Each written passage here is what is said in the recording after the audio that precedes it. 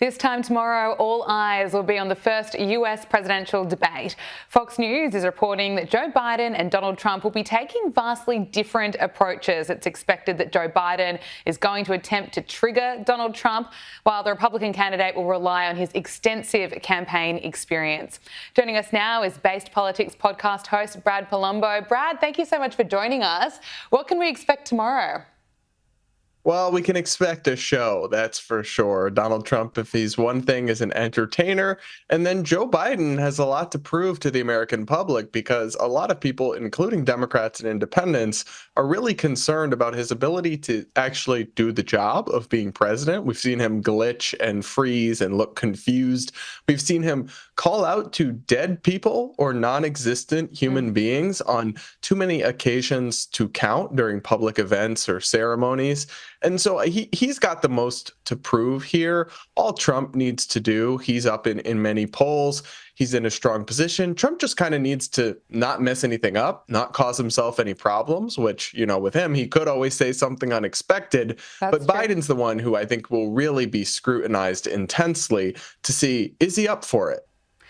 Apparently, Joe Biden's team have scheduled frequent breaks during his preparation for this debate. They're trying their best to keep him sharp for this debate against Donald Trump. And the 81-year-old president and his close team have moved to Camp David for intensive practice sessions, gearing up for the first of two crucial debates. How nervous would you be if you worked for Joe Biden right now? Well, I would have absolutely refused to let him on the debate stage. I would have said, we're not doing it. Make whatever excuse you have to avoid it. But one thing I noticed is that they were able to negotiate something unusual, which is there's going to be 2 commercial breaks during this 90-minute debate.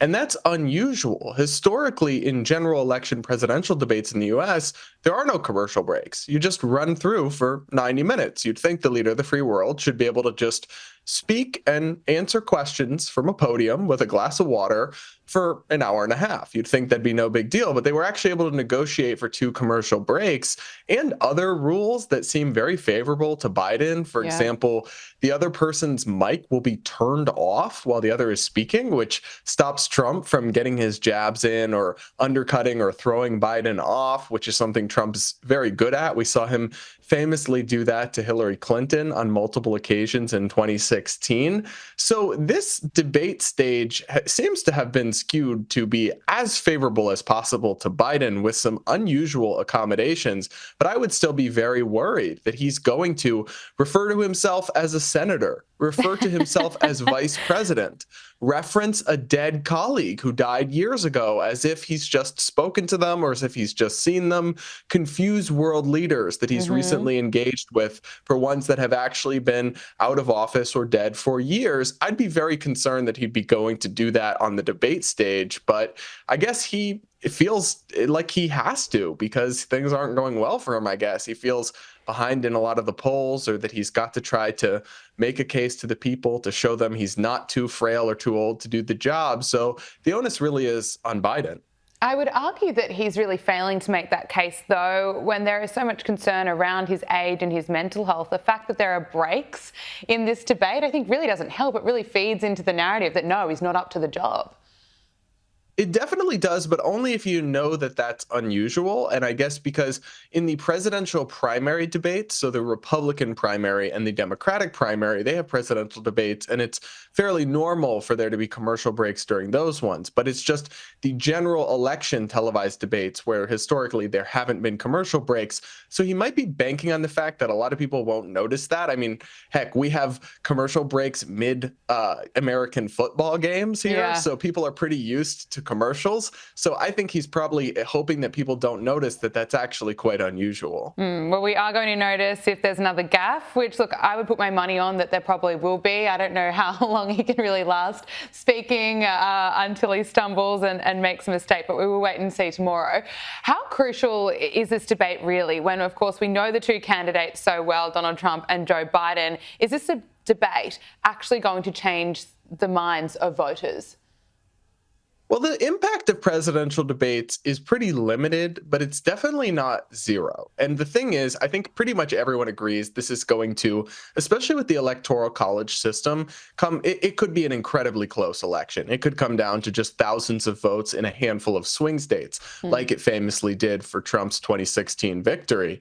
So in that kind of an environment where it's so razor thin, a moment from these debates where Biden looks confused or where he mixes up a name or refers to a dead person, which he Yeah. just does all the time, that could actually hurt him. Whereas a couple months ago or a little while back, he gave a speech for the State of the Union where he was yelling a lot. There was a lot of bizarre substance to it, but he actually was, seemed to be present and alert for the whole thing. And it gave him a little bit of a boost because people were like, hey, okay, maybe he's not as far gone as I thought.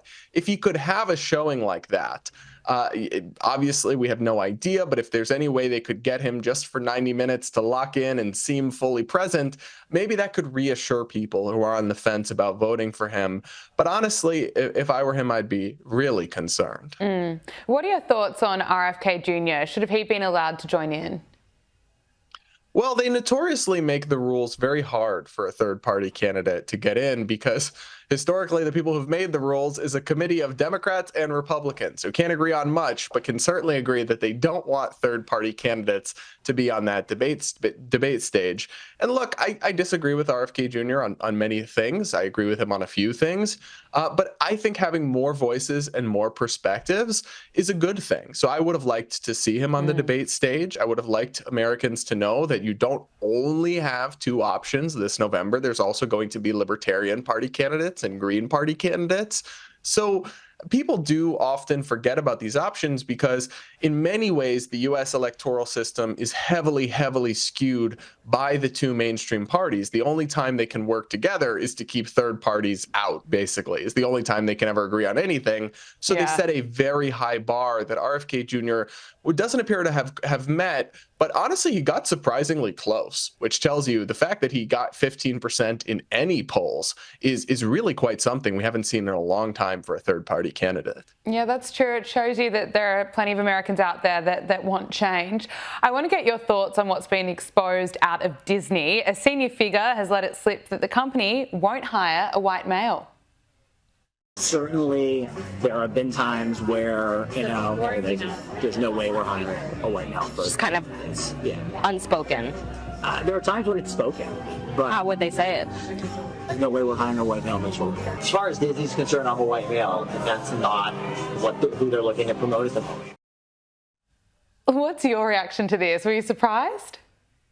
Well, I wish I could say I was surprised. I unfortunately wasn't, but I certainly was horrified. Not only is this illegal and obviously immoral, it's wrong to discriminate against people because of their immutable characteristics in any direction, right? Whether it's the traditional discrimination or this new discrimination being done in the name of progress or wokeness or whatever, it's wrong. And it's actually also condescending and insulting to the minorities who are put in roles because many of them are probably perfectly capable of getting the job on their own merits, but instead they're being put in as tokens. And I think that's really insulting. And ultimately, look, I think most Americans want to live in an America like MLK Jr. famously talked about, right? Where people are judged on the content of their character, not the color of their skin. This kind of stuff, even if it's being done in the name of racial justice, doesn't take us closer to that. It reinforces the fact of race as a meaningful division between us and fuels intergroup resentment.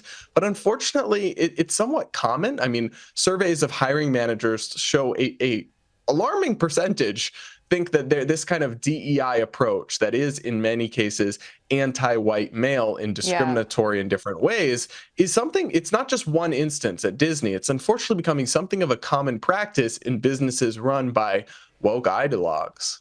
Well, it's good to see that this is actually being leaked and being exposed because, look, I'm all for equality. I want every female to have the exact same rights as every male, but I don't believe that white men should be discriminated against, and this is what we're seeing, and it's quite concerning that companies are jumping on the bandwagon because it's woke, and it's quite dangerous. Look, I want to get your thoughts on Julian Assange. He spent his first night in Australia as a free man, bringing his 14-year legal ordeal to an end.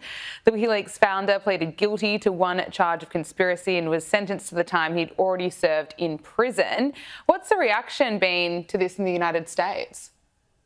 Well, it's really divided opinion, but I think on one hand, you have people who look at the fact that he exposed, unequivocally, he exposed U.S. war crimes that the government covered up, that nobody was ever held accountable for.